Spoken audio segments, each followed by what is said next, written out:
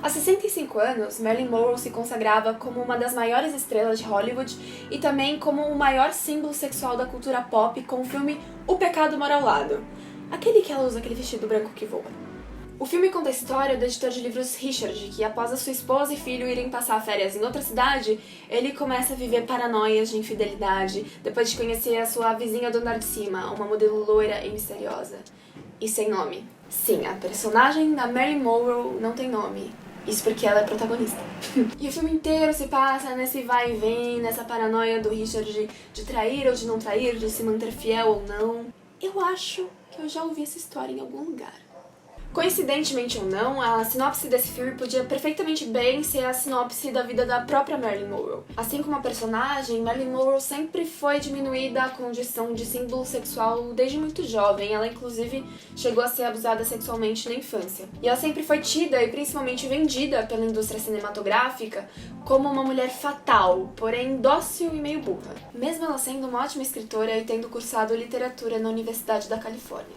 Um dos produtores que ajudou a criar a persona da Marilyn a descreveu como sexo através das câmeras. E ela ficou presa nesse personagem quase que a vida inteira, porque ela não tinha nem o direito de escolher os próprios papéis durante anos e os produtores sempre a escalavam para fazer papéis de loira burra, porque segundo eles era a única coisa que as pessoas queriam ver de uma mulher com a aparência dela. Don't you wear glasses?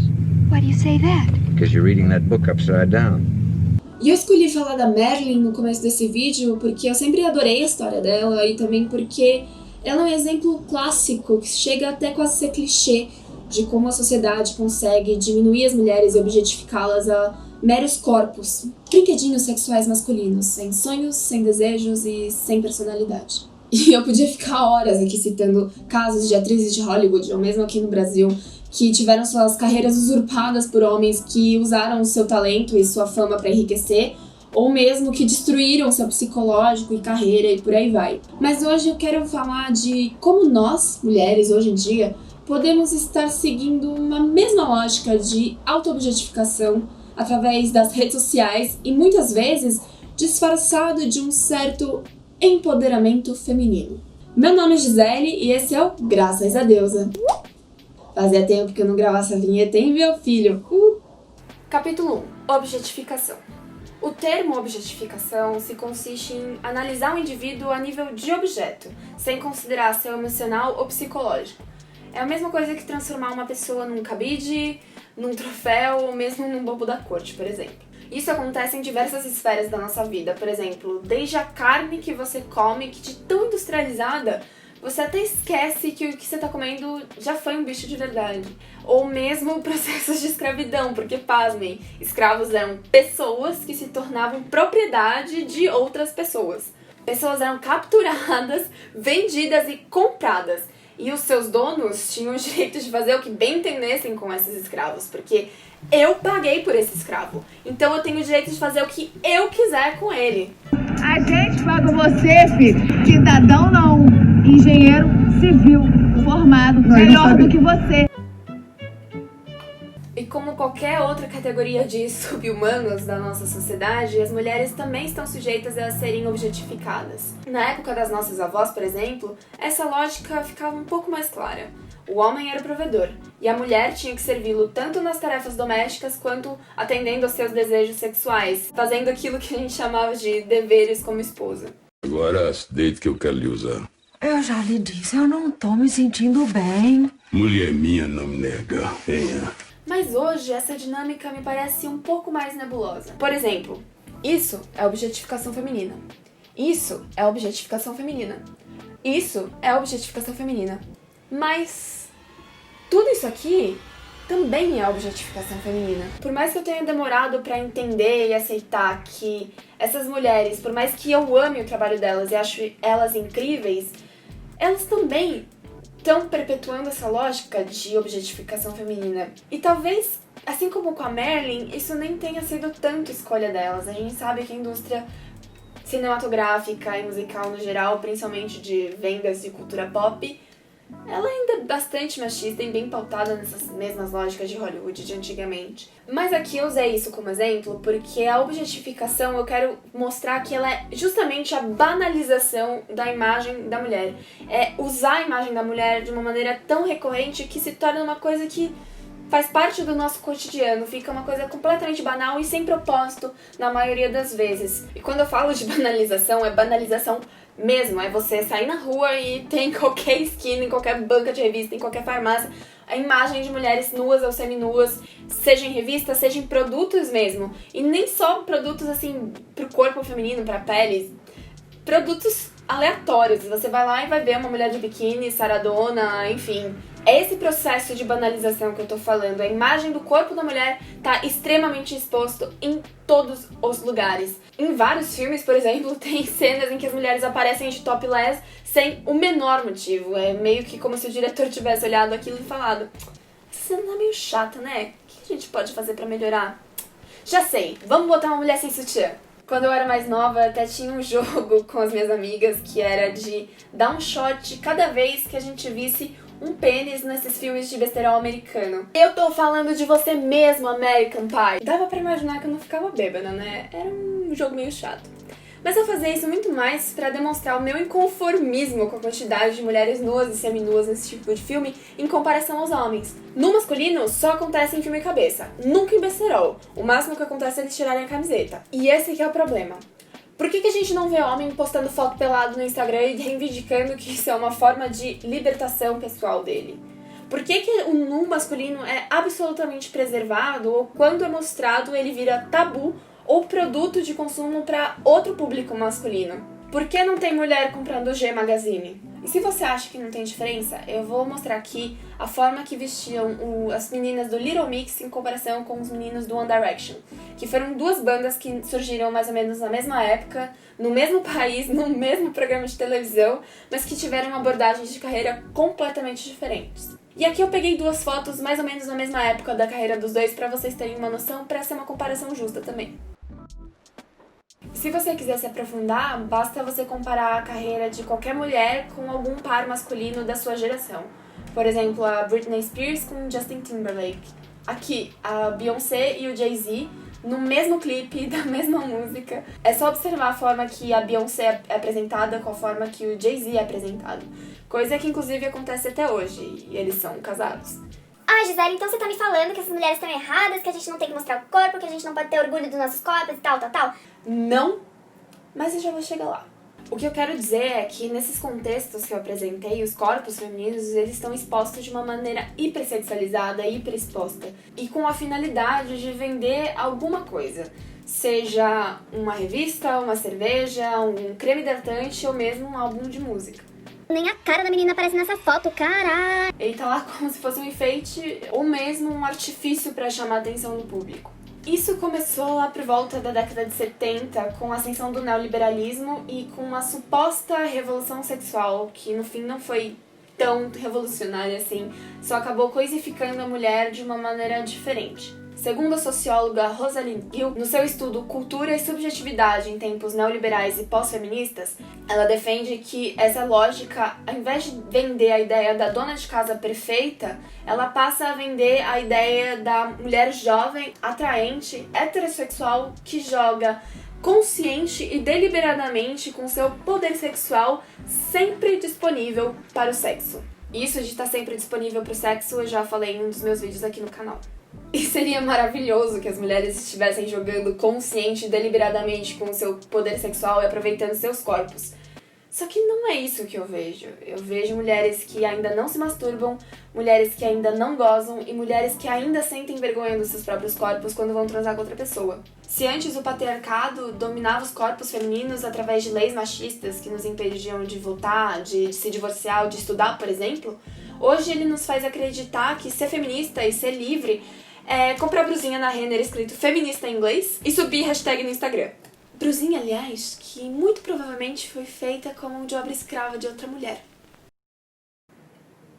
A gente, sem perceber, acaba usando a nossa própria imagem para reforçar padrões de beleza e para alimentar uma indústria que já lucra milhões com a nossa insegurança com os nossos corpos. E principalmente nos colocando como passivas no jogo do nosso próprio desejo. A gente mais uma vez sendo colocada no papel de objeto desejado e não de objeto desejante. Sim, eu tô falando que a gente mesma se objetifica. A gente se coloca no lugar de objeto pra muitas vezes atender a fantasias masculinas socialmente construídas. Tanto na história da arte quanto do cinema, os homens majoritariamente foram os detentores dos meios de produção desse tipo de conteúdo. Então eram eles que pintavam os quadros e que faziam as fotos e filmes. E lógico que eles acabaram criando meio que um olhar padronizado do olhar masculino olhando para o objeto. Então a mulher era vista sob o olhar masculino. E muitas vezes ela era só representada como um objeto de cena mesmo, quase como um cacho de uva numa natureza morta. E com a invenção da câmera fotográfica, o mesmo olhar que os pintores já tinham pelas modelos femininas passou para fotografia, né? Que agora também estavam nas câmeras, estavam na mão dos homens, e as mulheres estavam do lado de cá sendo representadas através desse olhar masculino objetificante. No começo do século XX surgiram as pin-ups, que segundo Wikipédia eram modelos voluptuosas, cujas imagens sensuais produzidas em grande escala exercem um forte atrativo na cultura pop. E essas imagens foram amplamente divulgadas nos períodos de guerra para aliviar a tensão dos soldados que estavam em batalha. Inclusive, foi assim que a Marilyn Monroe foi descoberta, por sinal. Acontece que essas imagens, elas também foram feitas por olhar masculino para o olhar masculino. Então as mulheres já meio que tinham uma etiqueta própria de poses, de como posar, de como se portar na frente da câmera. E esse tipo de dicionário corporal ficou no nosso imaginário feminino até os dias de hoje. Inclusive a crítica cinematográfica Laura Mulvey, não sei direito como fala o nome dela, ela criou o termo chamado male gaze, que justamente explica como que a indústria cinematográfica conseguiu codificar o imaginário erótico masculino a fim de manipular a imagem da mulher, objetificando os nossos corpos, com o objetivo de agradar o visual do espectador, masculino, claro. E agora eu te pergunto, mulher que tá assistindo, você já meio que não sabe mais ou menos o ângulo certo, uma pose certa, uma coisa... Alguma encenação, alguma produção que você já tem em mente de como fazer pra tirar uma foto que você considere que é boa pra postar nos stories, ou enfim. A gente meio que já cresce com esse imaginário, certo? Eu até lembrei de uma história que, quando eu trabalhava como social media numa emissora de TV, eu tirava foto dos apresentadores pra postar nas redes sociais. E aí, fazendo essa pesquisa, eu lembrei que as mulheres, geralmente, de quem eu tirava foto, elas estavam sempre muito preocupadas com o ângulo, com a roupa delas e de como a foto ia aparecer. Já os homens, eles estavam meio que foda-se, assim, tira a foto e vai embora, sabe? Enfim. Capítulo 2.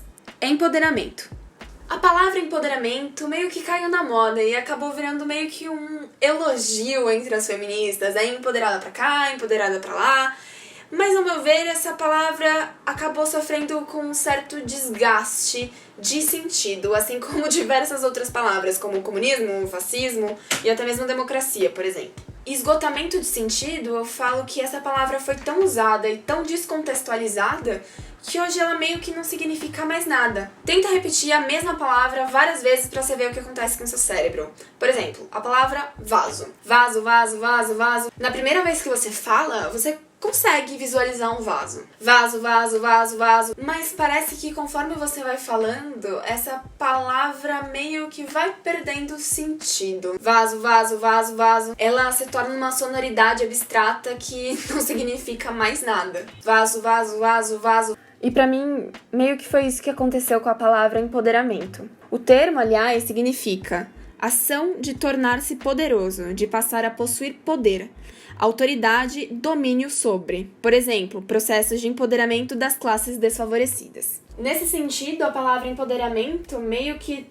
tendo ficado quase que completamente atrelado ao movimento feminista, ele pode servir para praticamente qualquer grupo de minorias ou situação mesmo. Desde causas da comunidade negra, LGBTQIA+, ou até mesmo pessoal. Eu me empoderei da minha própria vida e hoje eu sou dona do meu desejo e do meu destino, por exemplo. Só que o que eu vejo é a palavra empoderar deixar de ser um verbo para ser um adjetivo. Deixar de ser uma ação, né, de empoderar-se para se tornar um elogio. Ai, que mulher empoderada, fada sensata. Então, nesse sentido todo que eu tô falando pra vocês, a autoexposição do próprio corpo é sinal de empoderamento? Não, mas também pode ser que sim. Calma que eu vou explicar. Agora os argumentos começam a ficar um tanto quanto contraditórios, mas eu acho que é normal, porque na verdade eu não quero necessariamente trazer uma resposta pronta pra vocês. Eu tô mais procurando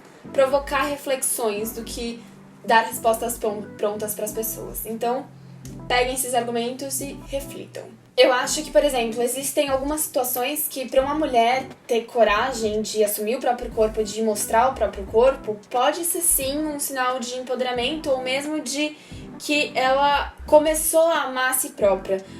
Por exemplo, mulheres que estão fora do padrão do que a gente considera de beleza, como algumas mulheres gordas, cadeirantes ou mesmo mulheres negras, por exemplo. As mulheres negras sofrem um outro tipo de objetificação que, enfim, vale um vídeo só pra isso. Nesses casos, por exemplo, você postar uma foto de biquíni ou de calcinha sutiã com um olhar mais sensual sobre si mesma, pode ser sim um sinal de empoderamento, pode ser sim um sinal de que você está se sentindo bem com o seu próprio corpo.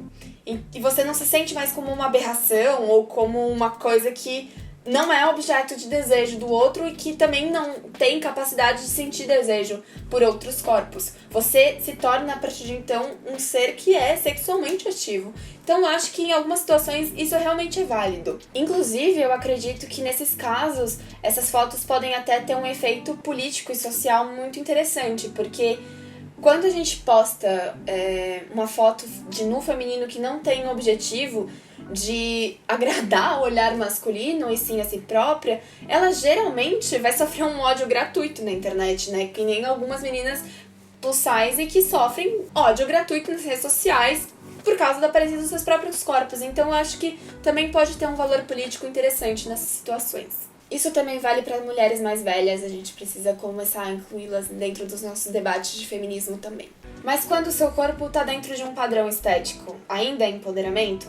Pode ser que sim, como pode ser que não. O meu argumento é muito parecido com o anterior. Eu acho que por mais que a gente seja dentro do padrão, a gente está suscetível a sofrer qualquer tipo de distúrbio alimentar, por exemplo. E eu acho que quando você tem essa questão com o seu corpo, você ter essas fotos pode ser uma ferramenta que te ajude a olhar para o seu corpo de uma maneira diferente.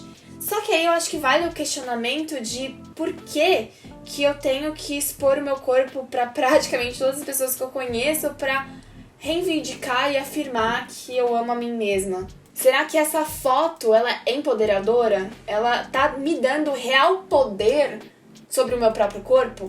Ou será que a gente acha que dá por conta do reforço positivo que a gente recebe quase que imediatamente quando posta uma foto dessa? Traduzindo, os likes. Se a gente só postasse as nossas fotos e não recebesse like ou comentário no nosso Instagram, será que a gente realmente ainda teria a mesma sensação dessas fotos? Será que elas gerariam essa sensação de empoderamento? Essas fotos realmente te dão poder no seu dia a dia? Ai, Gisele, mas eu posto foto pra ganhar biscoito mesmo. Tá tudo bem, gente. Pode postar foto pra ganhar biscoito. Cada um com seu fetiche. Mas eu acho que se você for fazer isso, você tem que fazer de maneira consciente. Consciente de que é uma foto pra ganhar biscoito. E não um grande manifesto de liberdade sexual feminina. Eu acho que o grande sentido desse vídeo não é censurar as meninas que estão tirando fotos sensuais. Mas sim questionar se essas fotos realmente são empoderadoras no sentido de trazer poder real para essas mulheres, ou se elas, de uma certa forma, só estão favorecendo o público-alvo para quem essas fotos vai, sabe? Que são os homens. Essas fotos estão realmente ajudando a naturalizar todos os tipos de corpo como fonte de prazer e de erotismo, desde um corpo gordo ou um corpo com deficiência, ou um corpo velho e por aí vai? Ou talvez só esteja ajudando a reforçar métricas machistas das redes sociais que, com o tamanho de engajamento que essas fotos geram, acabam só priorizando perfis que acabam objetificando mulheres e esses perfis que acabam aparecendo cada vez mais para o público masculino? Será que essa cultura da objetificação feminina também não está ajudando a criar uma cultura de body shame e reforçando padrões estéticos e causando diversos problemas nas cabeças das meninas, principalmente de distúrbios alimentares? Você tá postando foto pra quem? Essa foto sua tá dando poder a quem? Por favor, não interpretem o meu discurso por um viés conservador e machista de que a mulher tem que se dar o respeito, porque não é isso, pelo amor das deusas. Eu acho que sim, os corpos podem ser fotografados e ser mostrados de maneira erótica e bela e natural, sem ser objetificante. Inclusive, tem um trabalho de várias mulheres que eu conheço que fazem essa curadoria de fotografia de maneira muito séria e muito poética e muito bonita, de uma maneira naturalizada e não objetificante. Não é aquele esquerdo macho que te chamou pra fazer um ensaio na sua casa porque ele ama as mulheres, sabe? Eu acho sim que é possível empoderar mulheres através do próprio corpo. Aliás, eu acho que a principal forma de empoderamento de uma mulher é através do seu próprio corpo. Pra mim, empoderamento através do corpo é gozar. Cada orgasmo que você tem é um grito de liberdade. É se masturbar, é falar de educação sexual com as meninas desde pequena. É poder transar com quem você quiser, a hora que você quiser, sem performar ou fingir orgasmo. É você conhecer o seu próprio ciclo, conhecer a sua respiração, é entender os sinais que o seu corpo te dá. É poder comer o que você bem entender, a hora que você quiser, respeitando e cuidando do seu corpo. É exigir que os homens se empenhem mais em te dar prazer. É ser dona do seu próprio tesão e da sua própria voz. E ser ativa no seu desejo. Pra mim, empoderamento é poder ir numa festa, poder beber e se divertir como qualquer outro cara faz, sem ter medo de ser estuprada. É poder andar na rua com a roupa que eu bem quiser e ter o meu corpo respeitado. Mas a gente sabe o que acontece quando a gente sai na rua com a roupa que a gente bem entende, né? A gente sabe que tipo de merda a gente tem que ouvir a respeito do nosso corpo e do nosso comportamento se acontece alguma coisa com a gente, não sabe?